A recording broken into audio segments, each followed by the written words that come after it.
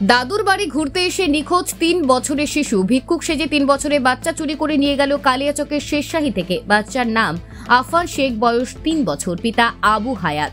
ঈদের খুশিতে শেরশাহীতে বাবার বাড়ি বেড়াতে এসেছিলেন মা ও ছেলে।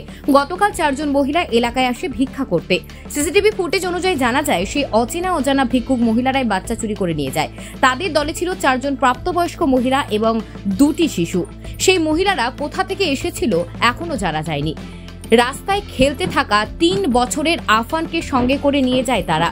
আজ 5 দিন হয়ে গেল কোনো খোঁজ মেলেনি শিশুটির। কালিয়াচক থানায় লিখিত নিখোঁজ অভিযোগ জানিয়েছেন শিশুর পরিবারের লোকজন। ছেলের শোক, সন্তান হারা মা বারবার অজ্ঞান হয়ে যাচ্ছেন। আতঙ্ক, শোকের ছায়া নেমে এসেছে এলাকা জুড়ে।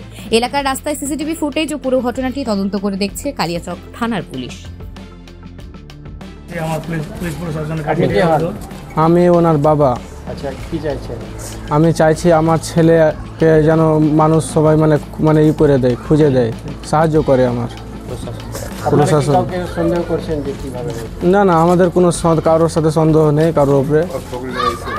মানে ফকিরগুলো চাইতে এসেছিল, আমরা জানি না যে এরকম বাচ্চা এরকম করে নিয়ে যাবে। আমার ছেলে দোকান প্রতিদিন যেমন দোকান যায় ওরকম দোকান গিয়েছিল, কিন্তু আমরা বুঝতেই পারিনি যে আমার ছেলে দোকান গিয়ে আর আসবে না। বলেন, কি হয়েছে? ওই যে আমি শেরশাহীর বাসিন্দা, শেরশাহী মহেশপুরের বাসিন্দা। গত শুক্রবার বেলা 3টার দিক থেকে আমার নাতি এখান থেকে একটা চুরি হয়ে গেছে।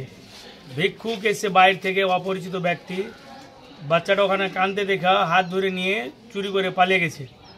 আমি চাইছি যে আমাদের কালিয়াচক প্রশাসনের কাছে যে আমার নাতিটাকে আমাকে ফিরে দেওয়া হোক, এটাই আমি চাইব।